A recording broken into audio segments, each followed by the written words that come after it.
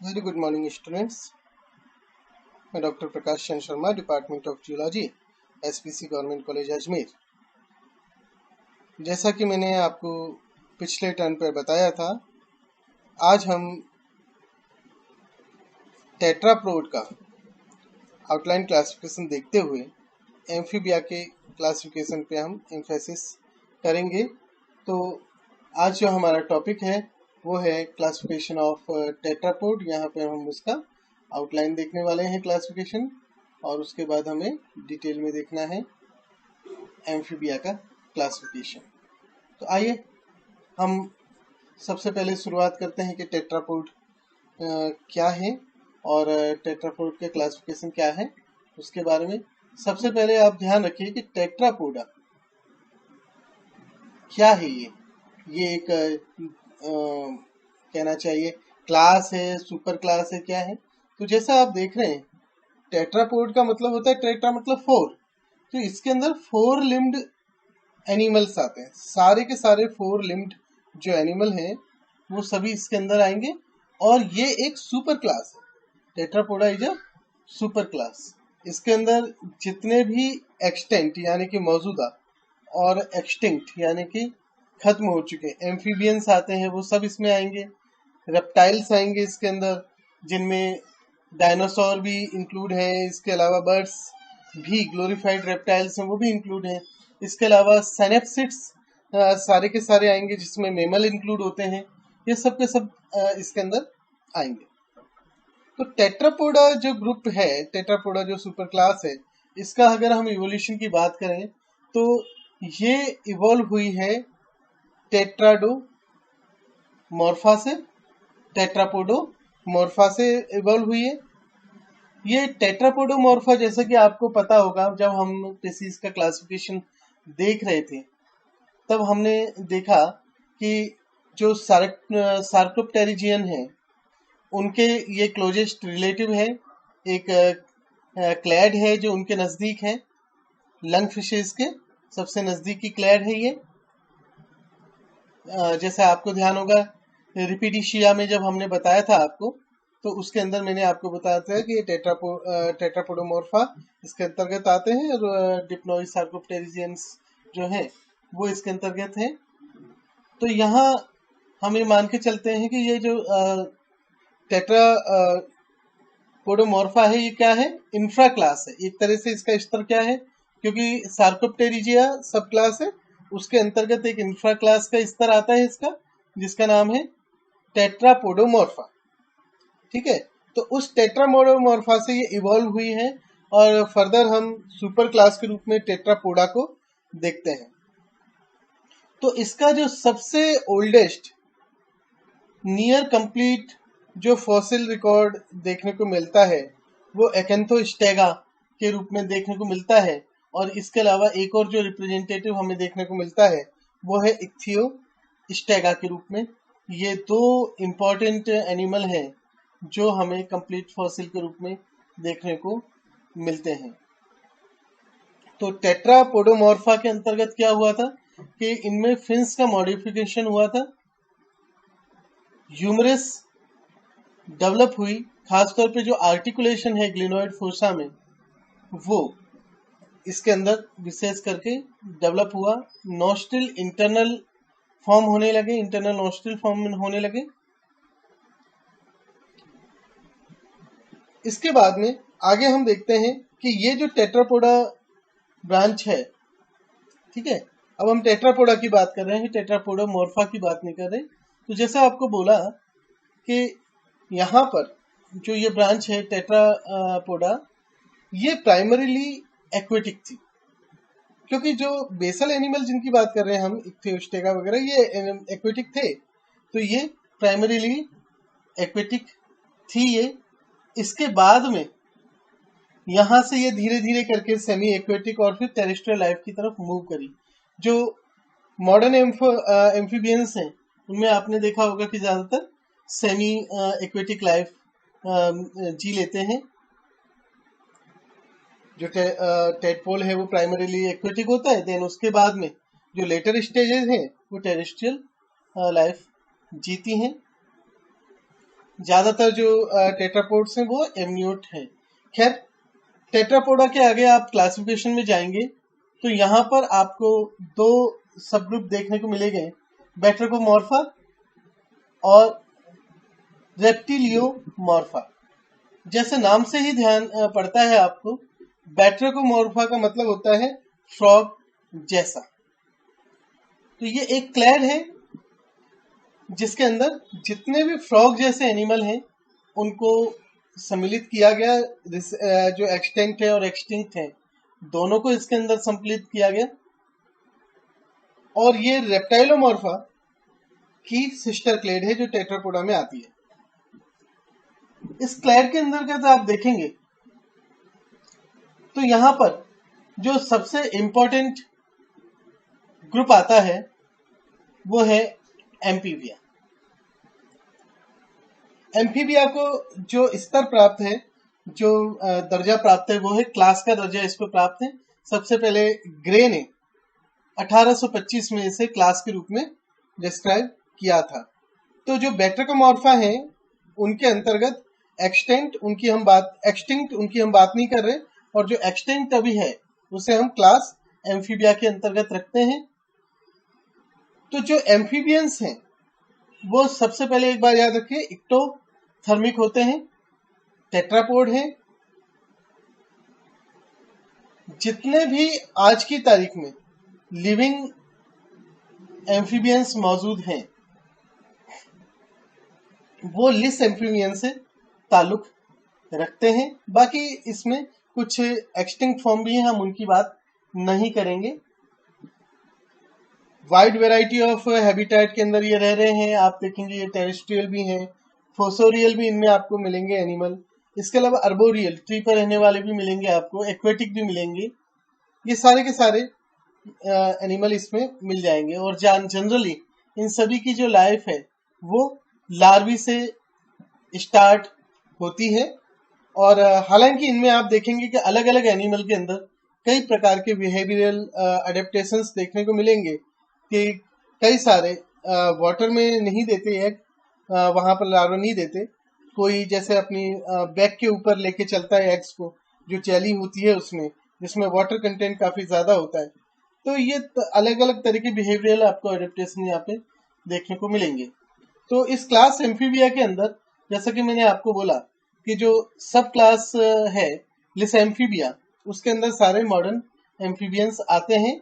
इसके अलावा जो टेम्नो स्पॉन्डाइली है, लिपो स्पॉन्डाइली है, ये दोनों एक्सटिंक्ट क्लास है। इनके बारे में हम सब क्लास है, इनके बारे में हम बात नहीं करेंगे। तो लिस एम्फीबियंस के अंदर जिसको हम कहते हैं मॉडर्न एम्फीबियंस, उसके अंदर जो तीन प्रमुख समूह हैं वो है अन्यूरा। अन्यूरा का मतलब आप समझिए इसको ऑर्डर अन्यूरा, एन यानी कि नहीं, यूरा यानी कि टेल, विदाउट टेल।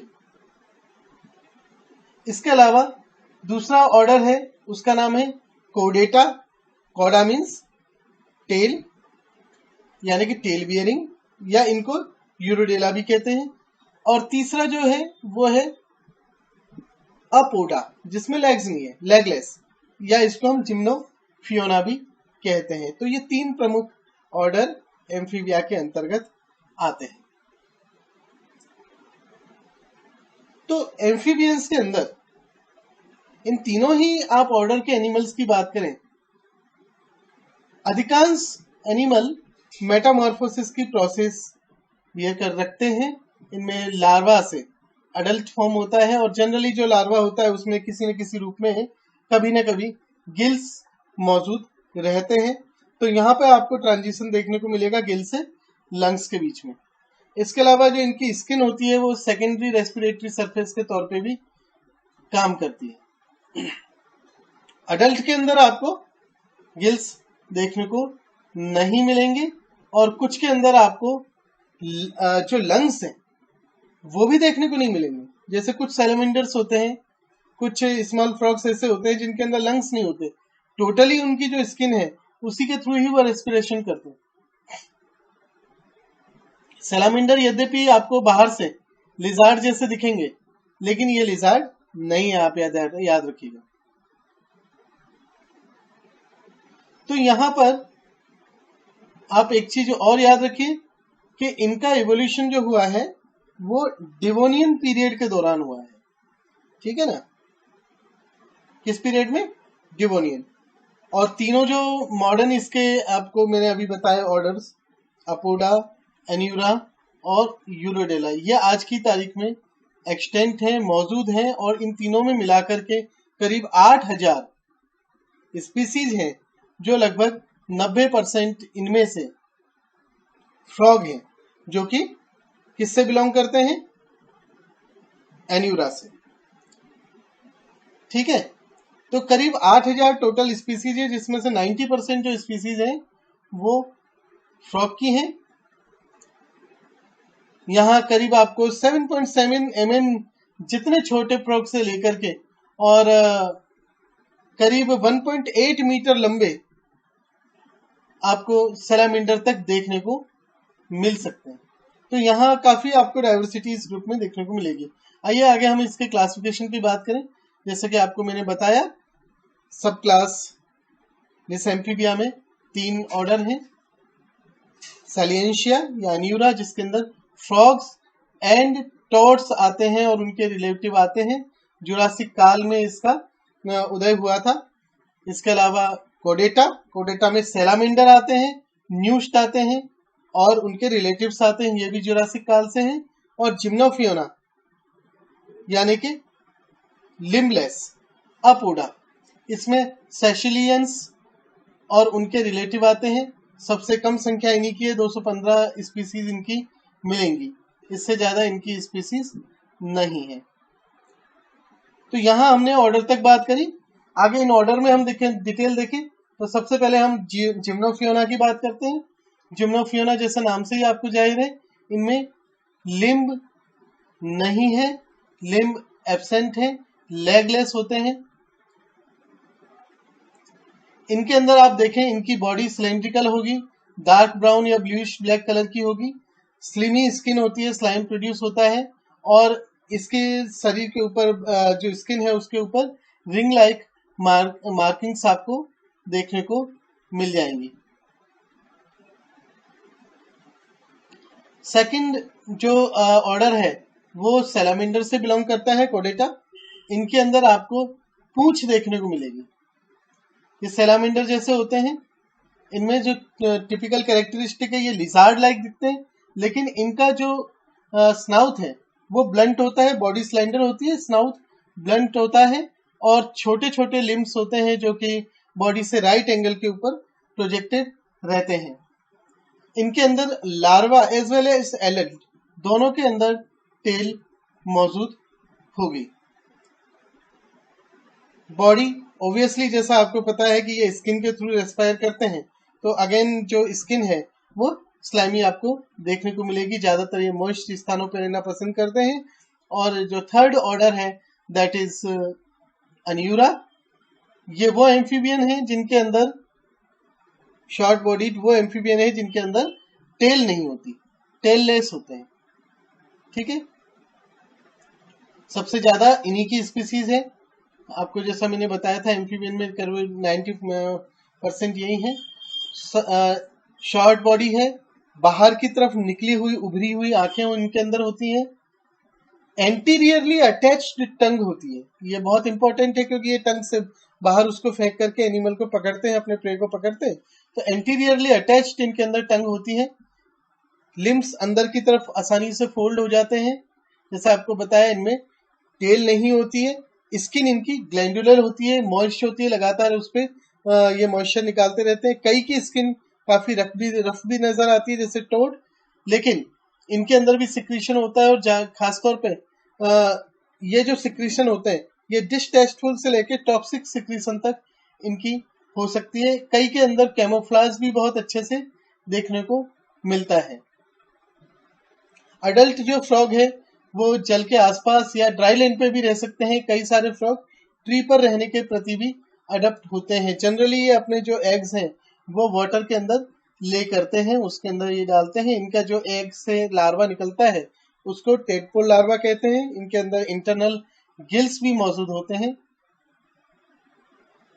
सभी तरह के हर्बीवोरस, प्लैंकीवोरस, ओमनीवोरस टाइप के फ्रॉग्स देखने को मिलते हैं। स्मॉल इन्वर्टिब्रेट को भी एंगल्फ कर जाते हैं। स्किन जो है वो सेमी परमेबल है, तो इस कारण से यहाँ पर ये मॉइस्ट तो रहती है, रेस्पायर भी करती है, लेकिन डिहाइड्रेशन का भी इसको खतरा रहता है। इसलिए हमेशा ये वाटर के आसपास रहेंगे या किसी न किसी माध्यम से ये उसके ऊपर जो मॉइस्चर कंटेंट है उसको बनाए रखने का काम करेंगे। तो ये एम्फीबिया का हमने क्लासिफिकेशन देखा। टेट्रापोडा के अंदर जो दूसरा प्रमुख ग्रुप है उसको हम कहते हैं रेप्टाइलोमॉर्फा। जैसे कि नाम से ही जाहिर है, इसके अंदर ये स्केलेट के अंदर वो सारे एमनियोट आएंगे, टेट्रापोड्स आएंगे जिनके अंदर रेप्टाइल जैसी संरचना है या जो रेप्टाइल से उदय हुए हैं। इसके अंदर कई सारे ग्रुप्स हैं ज्यादातर जिनमें से एक्सटिंक्ट हो चुके हैं। जो एक्सटेंट और क्राउन ग्रुप है वो है एमनियोटा। जैसा आपको बोला ये एमनियोट्स हैं। एमनियोटा के अंदर आपको देखने को मिलेगा दो प्रकार के ग्रुप्स, एक सिनेप्सिडा है और एक सोरप्सिडा है। दोनों की हम डिटेल में बात करने वाले हैं। यहाँ पर इस समूह के अंदर रेप्टाइल, बर्ड्स एंड मैमल ये तीनों ही आ जाएंगे। रेप्टाइलोमॉर्फा जो है उसे जनरली स्टेम एमनियोट माना जाता है कि यहीं से सारे के सारे एनिमल का जो भी है रेप्टाइल, बर्ड्स और मैमल्स उनका उदय हुआ है। इसको स्टॉक एनिमल के रूप में देखा जाता है। ये जो आपको बोला है बैट्राकोमोर्फा उसका सिस्टर क्लेड है। अगर इसकी हम कैरेक्टरिस्टिक्स की बात करें तो डिवोनियन पीरियड के दौरान इसका उदय हुआ होगा और इन एनिमल्स के अंदर ऐसा माना जाता है कि जो प्रीमैक्सिली है वो नैरो थी, वॉमर फॉरवर्ड टेपर्ड थी। जो फैलेंजियल फॉर्मूला है फुट का वो यहाँ पर बदल चुका है। क्रेनियल मॉर्फोलॉजी में भी यहाँ पर हमें चेंज देखने को मिलते हैं। खासतौर पे यहाँ देखेंगे जो स्कल है अब डीपर है, टॉलर है, लेकिन इसमें जो प्रिमिटिव काइनेसिस है यानी कि लूज अटैचमेंट है स्कल रूप और चीक के अंदर वो अभी भी मौजूद है। तो इसके कारण डीपर होने के कारण, स्कल डीपर होने के कारण आइज की जो पोजीशन है वो लेटरल हुई, जबकि आप बैट्राकोमोर्फा में देखते हैं कि वहां आइज की पोजीशन जो होती है वो डॉर्सल होती है। इसके अलावा क्वाड्रेट बोन में भी थोड़ा परिवर्तन आता है। आगे इनके बारे में हम डिटेल देखेंगे। साथ ही साथ फिजियोलॉजी के अंदर बहुत बड़े परिवर्तन आते हैं। लाइक स्किन जो है वो अब वाटर टाइट होने लग गई है, तो इस कारण डिहाइड्रेशन का खतरा अब नहीं रहा। इसके अलावा एपिडर्मल हॉर्नी ओवरले उसके ऊपर डेवलप हो गया है, हॉर्नी क्लॉज डेवलप हो गए हैं। ये सारी चीजें इसके अंदर डेवलप होने लगी हैं। डर्मल स्केल्स डेवलप होने लगे हैं। साथ ही साथ जो गिल्स हैं वो अब रिड्यूस होने लगे हैं। केवल कुछ को सिमोरिया वगैरह ऐसे को छोड़ करके वो लार्वा के जरिए नहीं करते हैं हैच जिनमें एक्सटर्नल गिल्स हों। अगले टर्न पर हम इसी एमनियोटा के डिटेल क्लासिफिकेशन को देखेंगे, जहां पे हम रेप्टाइल का क्लासिफिकेशन देखेंगे, बर्ड्स का क्लासिफिकेशन देखेंगे और मैमल का क्लासिफिकेशन देखने वाले हैं। आज के लिए हम यहीं पर समाप्त करते हैं। धन्यवाद।